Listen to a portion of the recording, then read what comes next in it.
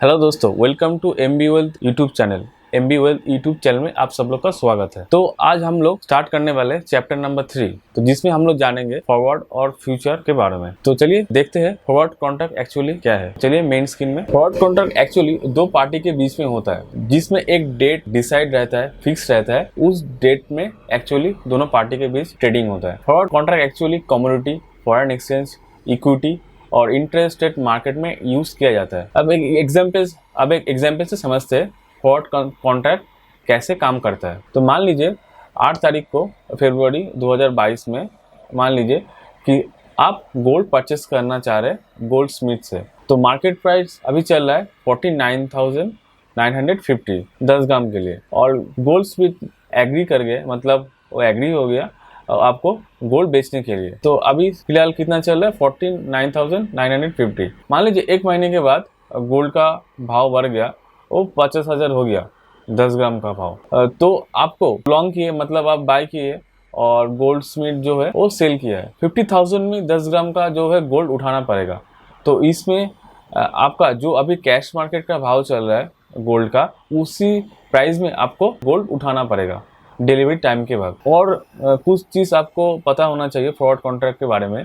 ये forward contract actually over the counter OTC जिसको बोलते हैं, ओवर द काउंटर कॉन्ट्रैक्ट है, और ये दोनों पार्टी के बीच में होता है। जिस डेट में हम लोग एंट्री कर रहे हैं कॉन्ट्रैक्ट में, उस डेट में प्राइस, क्वांटिटी और अंडरलाइन जो स्टॉक है और settlement procedure, terms and condition जो डिलीवरी का है, और डेट जिस डेट में एक्चुअली कॉन्ट्रैक्ट एग्जीक्यूट होगा, ये सब फिक्स रहता है। तो यही है बेसिकली फॉरवर्ड कॉन्ट्रैक्ट। चलिए देखते हैं फॉरवर्ड कॉन्ट्रैक्ट का मेजर लिमिटेशन क्या है। तो इसमें सबसे बड़ी रिस्क है लिक्विडिटी रिस्क। उसके बाद जो रिस्क आता है काउंटर पार्टी रिस्क। तो आपको मैं बता दे रहा हूँ जो लिक्विडिटी रिस्क है वो एक्चुअली क्या है। मान लीजिए अगर किसी को आप फॉरवर्ड जो कॉन्ट्रैक्ट आप किसी के साथ साइन किए, वो अभी ट्रांसफर करने जा रहे हैं, तो forward contract actually easily liquid नहीं होता है। मतलब दूसरों के साथ आप इसको सेल नहीं कर सकते, या तो फॉरवर्ड कॉन्ट्रैक्ट ट्रांसफर नहीं कर सकते, क्योंकि एक्सचेंज में रजिस्टर्ड नहीं होता है। मेजर ड्रॉबैक है लिक्विडिटी इस फॉरवर्ड कॉन्ट्रैक्ट में।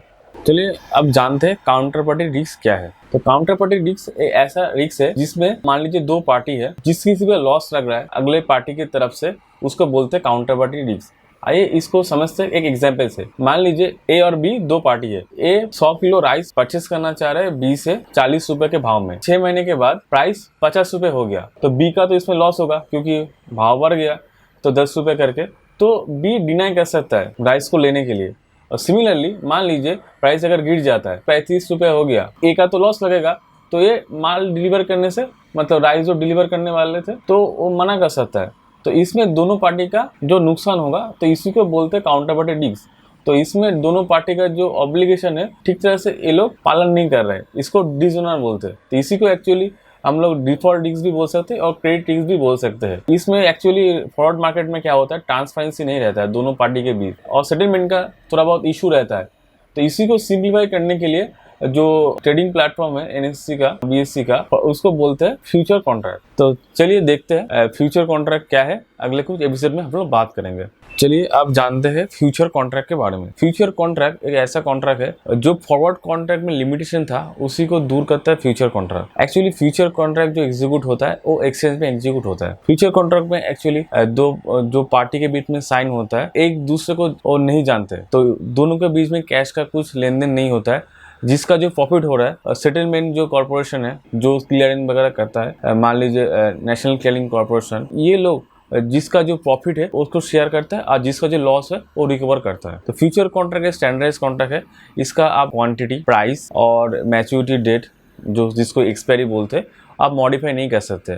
तो फ्यूचर कॉन्ट्रैक्ट में लिक्विडिटी बहुत ही ज़्यादा होता है, और काउंटर पार्टीज लगभग नहीं के बराबर आप बोल सकते हैं। चलिए देखते हैं फ्यूचर कॉन्ट्रैक्ट का स्पेसिफिकेशन क्या है, मतलब एक फ्यूचर कॉन्ट्रैक्ट में हम लोग क्या क्या देख सकते हैं। पहले तो देखना चाहिए इंस्ट्रूमेंट टाइप क्या है, ये कौन सा आपका इंस्ट्रूमेंट है, मतलब इंडेक्स में ट्रेड कर रहा है, मतलब इंडेक्स फ्यूचर है। अंडरलाइन स्टॉक 80-50 है। एक्सपायरी देखते हैं, इसमें एक्सपायरी है 30 सितंबर 2021, और ओपनिंग प्राइस मतलब आज का इसका ओपनिंग प्राइस क्या था, और हाईएस्ट प्राइस क्या गया है इस कॉन्ट्रैक्ट का, और लो प्राइस का है, क्लोजिंग प्राइस का है, और कितना कॉन्ट्रैक्ट आज ट्रेड हुआ है, और टर्नओवर इसमें जो लैक्स में फिगर दिखा रहा है इसको बोलते हैं टर्नओवर, मतलब आज का टर्नओवर टोटल हुआ है। और अंडरलाइन वैल्यू मतलब निफ्टी 50 एक्चुअल जो इसके ऊपर ट्रेड हो रहा है अंडरलाइन एसेट, उसका वैल्यू क्या चल रहा है 17,562 रुपया। आशा करता हूँ आज का वीडियो आपको पसंद आया होगा, हो सके तो लाइक, कमेंट्स और सब्सक्राइब भी कर दीजिएगा।